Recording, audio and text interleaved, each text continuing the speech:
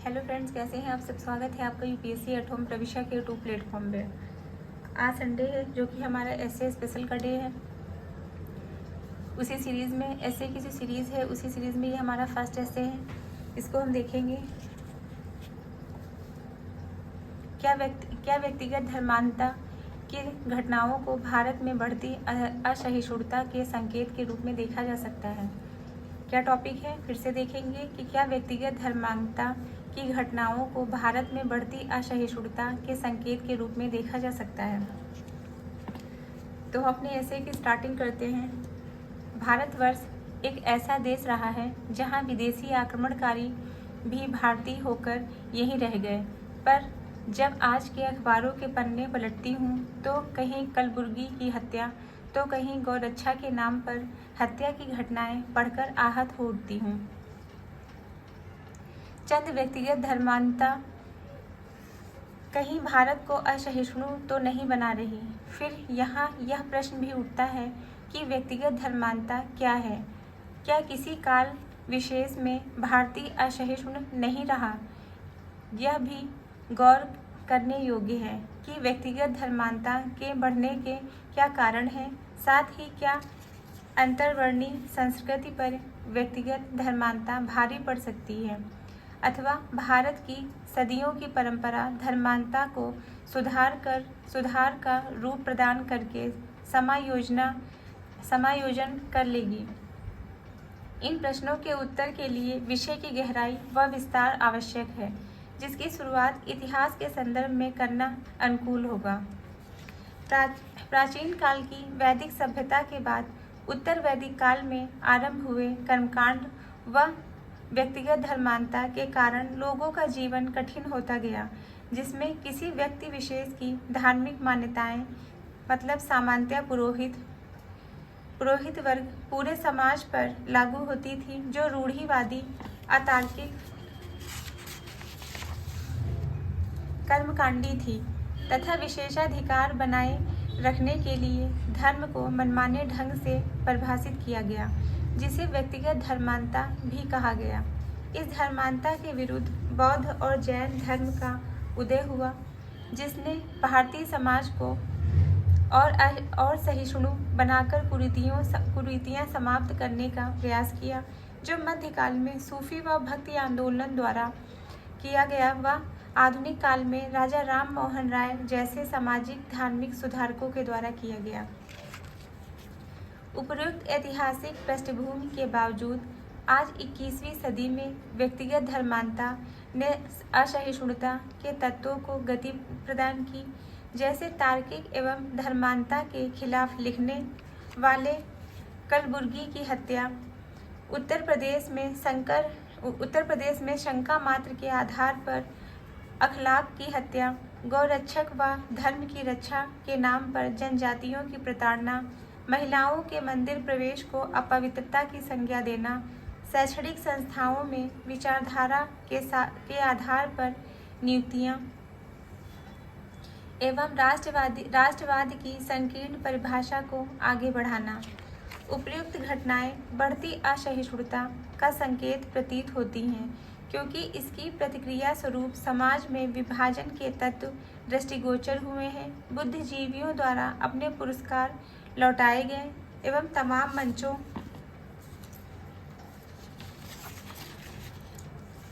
मंचों पर वाद विवाद की गति बढ़ गई। इन घटनाओं से कभी कभी डर भी लगता है, जो इकबाल की पंक्तियां मिटती नहीं हस्ती को पुनः याद दिला देती है। फिर ये भी लगता है कि क्या भारत की अवधारणा इतनी कमजोर है कि छिटपुट घटनाएं सहिष्णुता जैसे विशाल तत्वों पर चोट पहुंचा सकती हैं। इसे देखने के लिए रवीन्द्रनाथ टैगोर का कथन भारत सहमतियों का देश है अत्यधिक प्रासंगिक है। इन असहमतियों को आदिकाल से भारत में समाहित किया हुआ है। जैसे समय समय पर धर्म में आई कुरीतियों को ठीक करने के लिए आंदोलन देखे गए हैं, जिसे बौद्ध जैन धर्म, श्रमण व्यवस्था, भक्ति, सूफी, सामाजिक धार्मिक आंदोलन एवं वर्तमान में सिविल समाज द्वारा आंदोलन भारतीय समाज की सहिष्णुता को हर क्षेत्र में देखा जा सकता है। उदाहरण स्वरूप सामाजिक स्तर पर भिन्न जाति, धर्म, नृजाति, भाषा, मूल वंश भारत को सुशोभित करते हैं।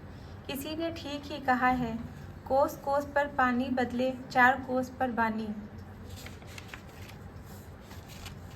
जहां हिंदू समुदाय द्वारा लखनऊ में मुस्लिम लड़कियों का सामूहिक विवाह करवाया गया, दिल्ली के गुरुद्वारे में रमजान के लिए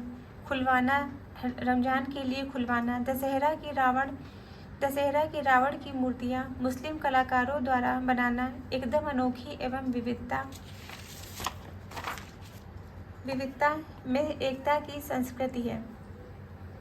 ये सहिष्णुता संविधान के बनने में भी देखी जा सकती है, जहां सभी महत्वपूर्ण संविधानों से आवश्यकतानुसार भाग लिया गया।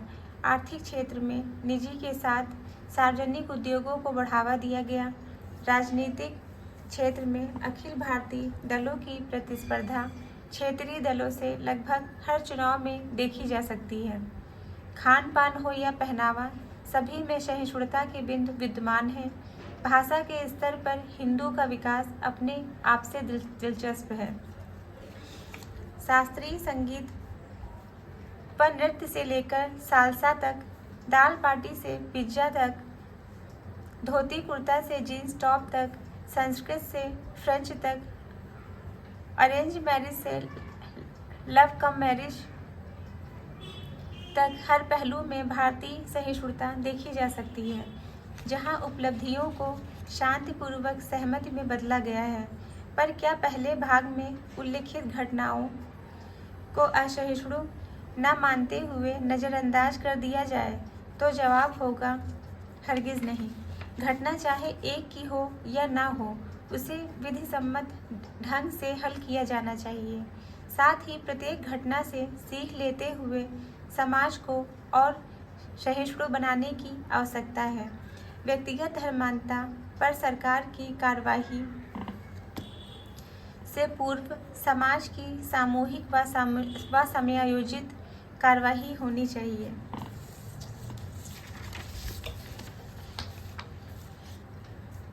जो सहमति को सकारात्मक रूप में ले। जिस प्रकार भारत को जानो योजना है, उसी तरह लोगों को जानो की योजना होनी चाहिए, जो धर्मांता को धर्म सुधार में तब्दील कर दे। इस संदर्भ में ग्रेनविल ऑस्टिन का कथन अत्यधिक प्रासंगिक प्रतीत होता है। भारत वही करेगा जो सदियों से करता आया है, सभी से सीखते हुए तथा असहमतियों को अपने अंदर सिमटते हुए सौहार्दपूर्ण निष्कर्ष पर पहुंचेगा। जहां एक विकसित देशों के विचारक सैमुअल हंटिंगटन सभ्यताओं के संघर्ष की आशंकाएं जता रहे हैं, वहीं भारत की गुटनिरपेक्षता फ्यूजन ऑफ कल्चर को बढ़ावा दे रही है, जिसे सामाजिक, आर्थिक, राजनीतिक, सांस्कृतिक आदि प्रत्येक पहलू में अपनाने की ज़रूरत है। इसी के साथ हमारा ये ऐसे का टॉपिक कंप्लीट होता है। आप लोगों को ये कैसा लगा हमारे कमेंट सेक्शन में ज़रूर बताइएगा। हमारी जो मेंस की सीरीज़ चल रही है वो आप लोगों को कैसी लग रही है हमारे कमेंट सेक्शन में बताइए। इसके साथ ही हमने लक्ष्मीकांत, स्पेक्ट्रम और इकोनॉमिक्स की एक नई सीरीज़ स्टार्ट की है, जो कि यूपीएससी फाउंडेशन के नाम से है। आप लोग उसको भी, जिन भी लोगों ने उस सीरीज़ को नहीं देखा है, हमारी प्लेलिस्ट में जाके उसको देख सकते हैं, जिसमें लक्ष्मीकांत के 3 चैप्टर और स्पेक्ट्रम के 2 चैप्टर कंप्लीट हुए हैं। और इकोनॉमिक्स हमने जो है इकोनॉमिक्स की एक ही क्लास ली है अभी। तो आप लोग हमारे चैनल पे अपना फुल प्यार और सपोर्ट बनाए रखिए। हमारे चैनल पे ऐसे ही हमारे चैनल को लाइक करिए, शेयर करिए, सब्सक्राइब करिए। ऐसे ही पढ़ते रहिए, लाइफ में आगे बढ़ते रहिए। यूपीएससी एट होम प्रविशा के साथ में मेंस आंसर राइटिंग करते रहिए। Thank you.